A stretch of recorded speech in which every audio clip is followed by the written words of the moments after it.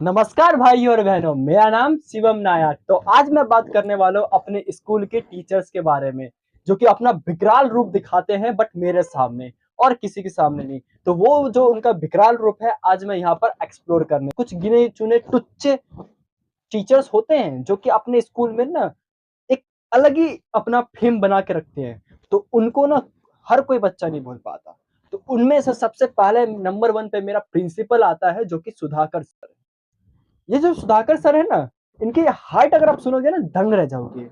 है ये 3 foot 4 inch के, मगर इनकी हरकतें जो है ना, वो ऐसा लग रहा है 6 फुट के इंसान को मार के गिरा देगा। अगर मैं आपको एक एक्सप्लेन के एग्जाम्पल की तरह से समझाऊं, तो एक दिन क्या होता है, क्लास में बैठे रहता हूँ और हम सब दोस्त बैठे रहते हैं। अचानक से कोई बच्चा आता है, मतलब लेट बहुत बच्चे आते हैं, तो लेट बच्चे आते हैं। हम बोलते हैं यार भाई आज तो बाहर खड़ा था, तू राउंड लगा रहा था, हम सब ये बोलते हैं। वो बंदा बैठता है और इसी में धीरे करते करते हल्ला होने लगा। आपने देखा होगा जो 10th बी क्लास होती है ना, वो दुनिया की सबसे ऐसी क्लास है जहां पर नीच लोग, गधे लोग, भेड़िए लोग, बेरोजगार लोग, ये सब पाए जाते हैं। क्रिमिनल हो गए, लॉयर हो गए, पुलिस हो गए, डॉक्टर हो गए, नेटवर्क मार्केटिंग वाले, सब इसी एक क्लास में पाए जाते हैं।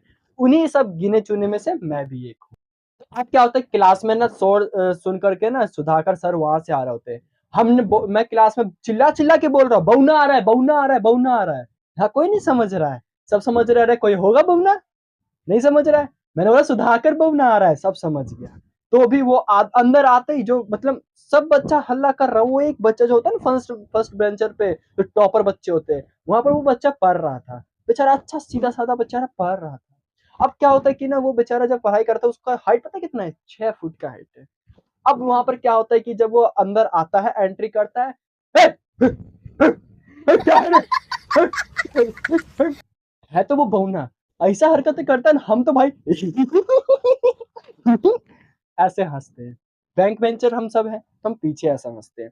अब वो बौना ना उस बेचारे को ना ऐसे उठा, अब वो उसको उठाता है, तो मुझे 1 मिनट समझने में ये लगता है कि वो उसको उठा रहा है कि बौना को वो लड़का उठा रहा है, मुझे समझ में नहीं आता है। अब यहाँ पर क्या होता है, वो जब उठाता है ना, तो सबसे पहले तो उससे वो बंदा उठता नहीं है, जो हमारा स्टूडेंट है वो उठता नहीं है सर से। तो अब क्या करता है वो, अब पहले गर्दन पकड़ता है। गर्दन पकड़ने से ना उसके जब हाथ नहीं पहुंचते ना, तो वो ऐसे होता है, पहले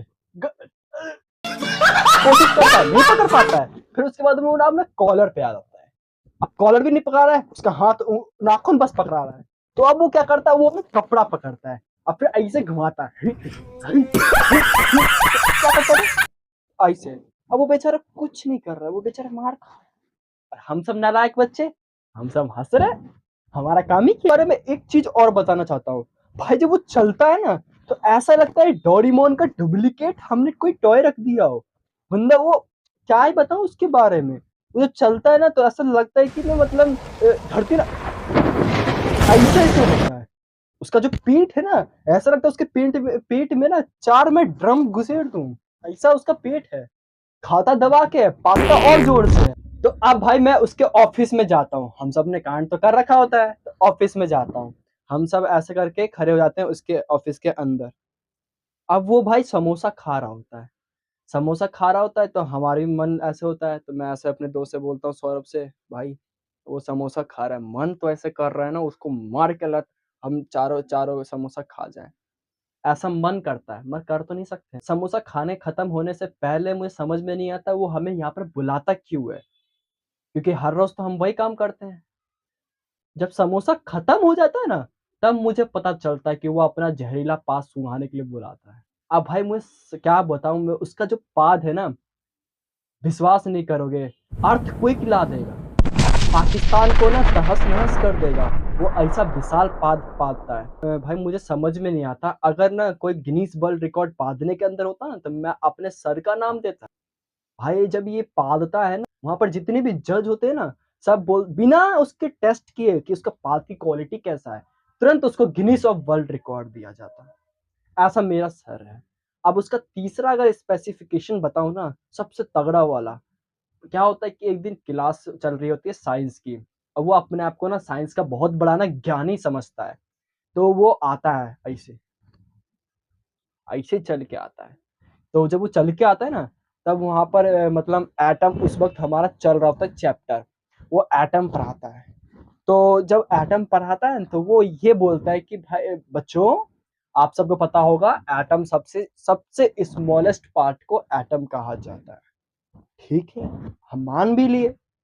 तो हमने ये सोचा अपने मन में, क्योंकि हम खुराफात लोग थे, हमने ये सोचा अच्छा अगर इंसान में सबसे छोटा अगर इंसान को माने तो वो भी एटम होगा। 7 करोड़। तब हमने बोला बौना भी तो एटम ही है। फिर उसके बाद मुझे समझ में आया नहीं यार, बौना एटम नहीं हो सकता, ये तो कार्बन से बना है, हमारा शरीर तो कार्बन से बना है, तो एटम तो नहीं हो सकता है, ये एटॉमिक बॉम्ब हो सकता है। क्योंकि जब ये पादता है ना, तो धरती हिल जाती है, जैसे कि मैंने आपको कुछ देर पहले बताया। इसलिए मैं समझ गया था कि ये एटम नहीं पढ़ा रहा है, ये कुछ और पढ़ाने आया है, ये अपना पाठ ज़रूर सुधा के जाएगा। और ऐसा ही ठीक आधे घंटे बाद हुआ, जब एटम एटम के बारे में उसने पढ़ा लिया, सब कुछ कर लिया, एक बच्चे को खड़ा किया, एटम एटम पूछा।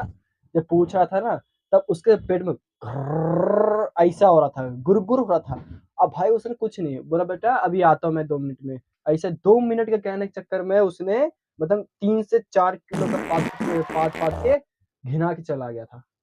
तो ये है मेरे प्रिंसिपल का संक्षेप में, डिटेल में उसका विचार, उसका व्यवहार के बायोडेटा।